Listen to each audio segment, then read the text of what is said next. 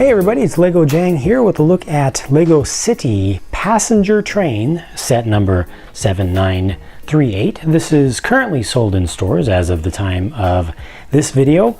It's a 669 piece set, which is interesting because that's a pretty low number for the overall size of what you end up getting. Right now this is sold for between 130 and 150 bucks, depending upon where you get it. It's becoming a little bit harder to get new in stores, but it's still out there. It is an RC set, so you can see it does come with a remote controller, and it's an infrared set, 4 different channels. You can run up to 4 different devices at once, and this has speed control on it, so you select your speed by just turning. You can go either direction, and these red buttons are for stopping. This is going to be kind of a partial review, kind of a first look, because I do not yet have space to set up a full layout and actually run trains around. At some point, as just an interim measure, I might set up something on the floor in a garage or something, something like that. But for right now, I think I'm just going to look at the set as it is. As far as actually running them, I've run trains before. They're pretty cool. They go forward and reverse, and that's pretty much it, but they do look cool. So off camera, I've got tracks. This does come with a bunch of extra track stuff, enough to build a full loop with a little bit of straightaway in the middle. So this is enough to turn 180 degrees twice, plus they give you a little bit of straight track, which is included with some of the stuff here, and a little bit of extra right here. So that's the amount of straight distance that you'll get to go. Let's go ahead and take a look at the minifigures that are included with this. So this has 3 minifigures, and they consist of a conductor, just a regular conductor, and then, conductor slash engineer. He kind of looks like a conductor, but really he's intended to be the engineer, the guy up in the front cab driving the thing. And then you have a guy who looks like he's going on vacation.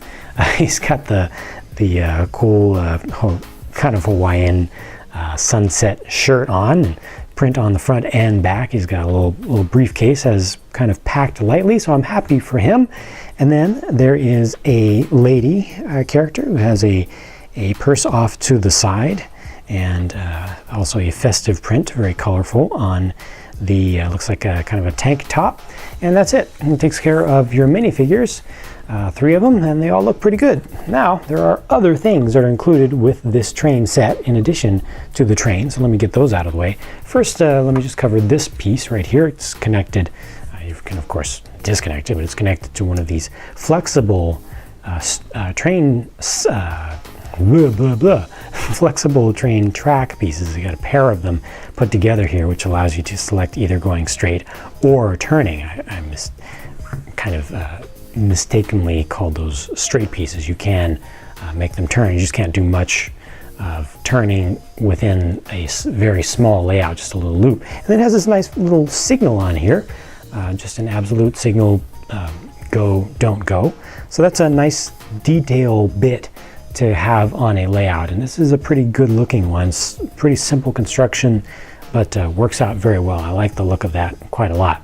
And then this is a miniature platform, so you can kind of consider this to be your train station, and it's just a small one for considering this to be a commuter train for just going around town. So you might not have a full-on station, but I do like this platform. It's small, but it definitely does its job. You can only pull up 1 car to it at a time, but I'll talk more about that when I get to looking at the train. I really like this piece right here. It's a large windshield, 1 by 6 by 2 or 3. 2 or 3. I'm gonna call it 2. Windshield piece, completely clear, and it's got a map of a train system on there, and some departure arrival times. Very nice little waste basket here. You can see this just lightly connected onto these tracks, so you can really pull it off. Got a little light, got a little clock here, so you can reference and see how long it's going to be before the train comes. A nice little add-on thing, and it connects directly onto the tracks when they are in street configuration, so it all stays together. Now let's talk about the train, because that's what you're here for, is really to look at the train.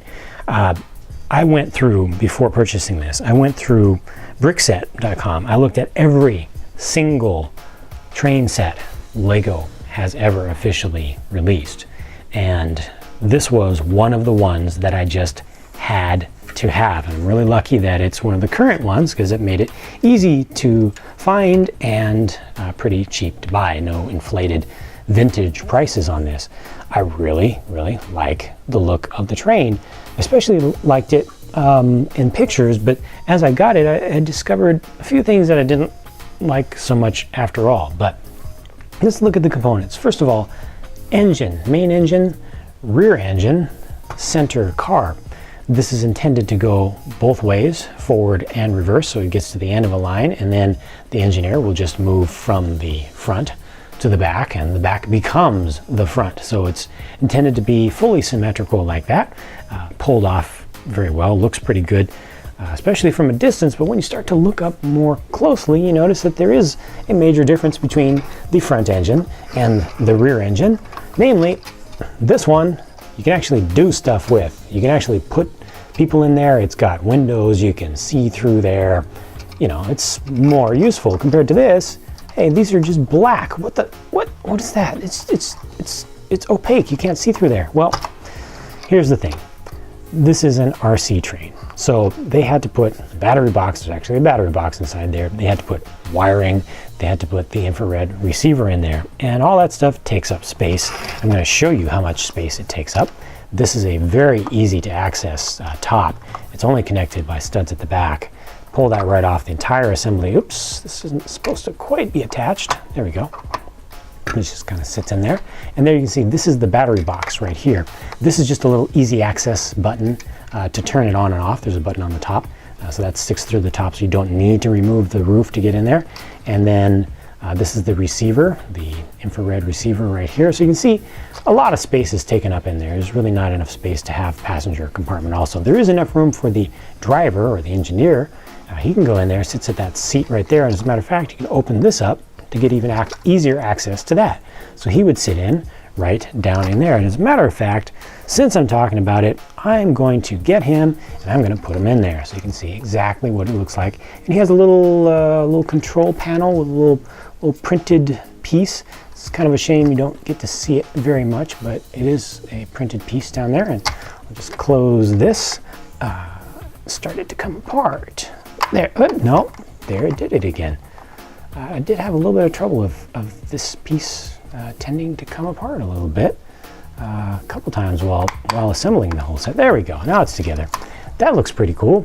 You can see him from the front, you can see him from the side. That's good, but no room in here, so that is what it is. Here's well, two large parts of the reason there are so few parts in this entire set. First of all, these are large panels here, right? So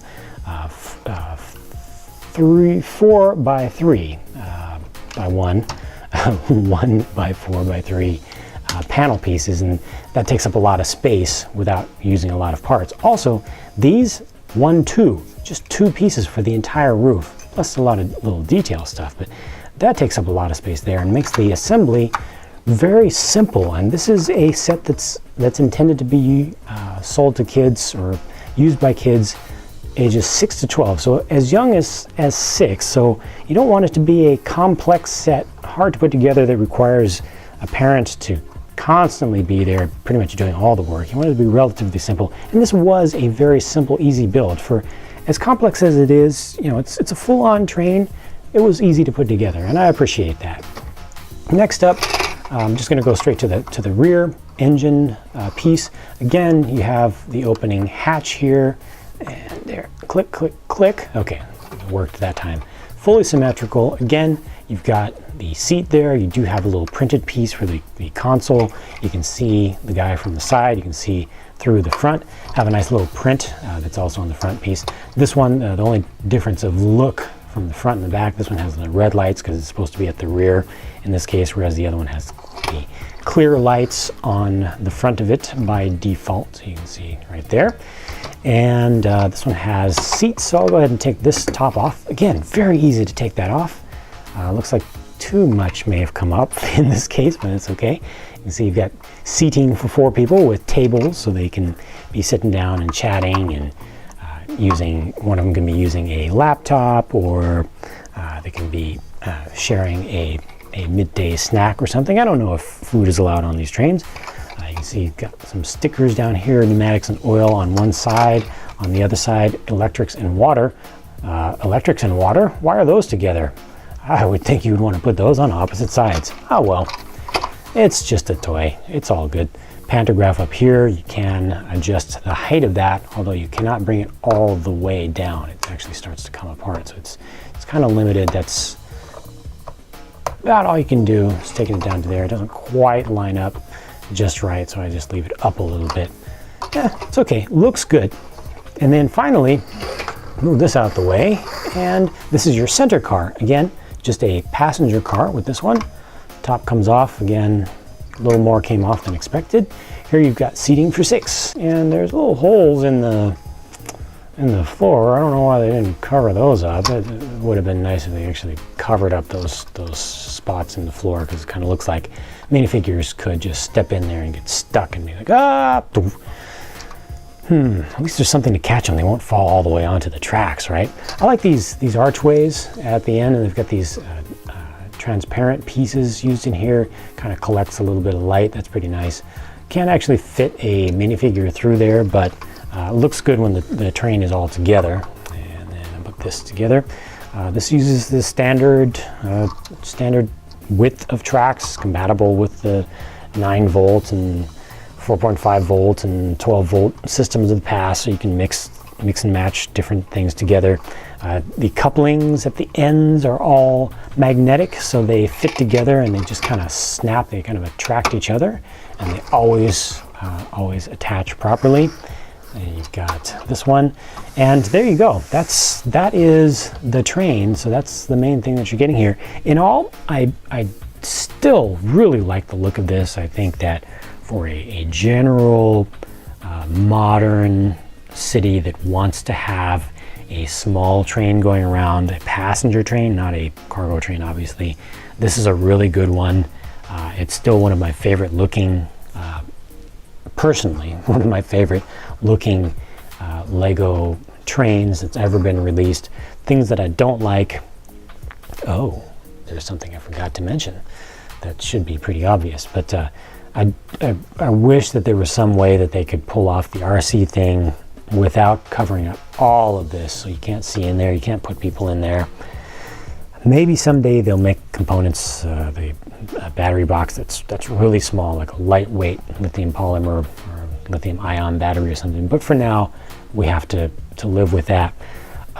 The front and rear, it's the same thing. Don't quite look as good in person as I expected them to. That's just my own fault for not looking, I guess, carefully enough. I was just so enamored with the thing. But this shape here, kind of nice, but then abrupt, switches from a smooth to a sudden 90-degree turn there. It's kind of flat and then comes to a turn.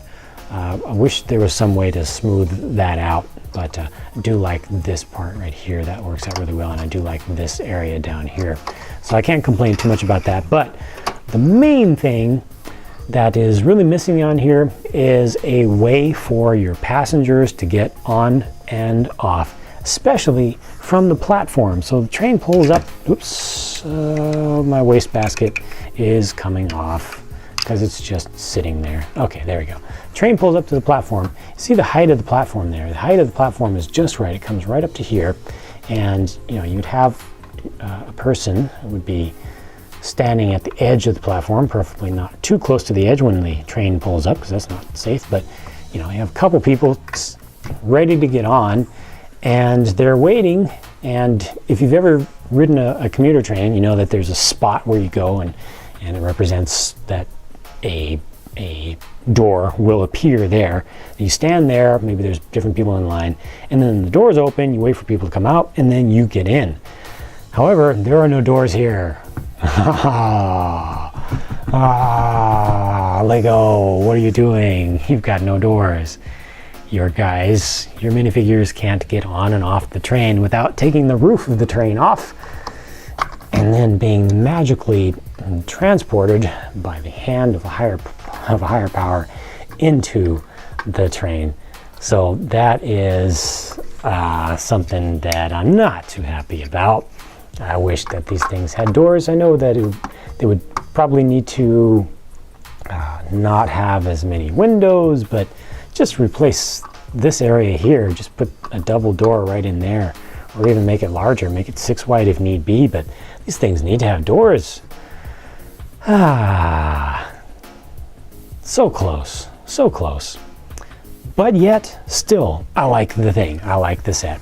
So no matter what, I'm happy to have it. I personally am going to do customizations to mine because I always like to customize everything. But even just as it is, I think for most of the folks who would actually be buying this, or kids playing with Legos, would enjoy this. The RC function, like I said, I'm sorry that I'm not able to actually show it to you, but it does work well. I've tested it on just a short little bit of track with a couple of different trains actually.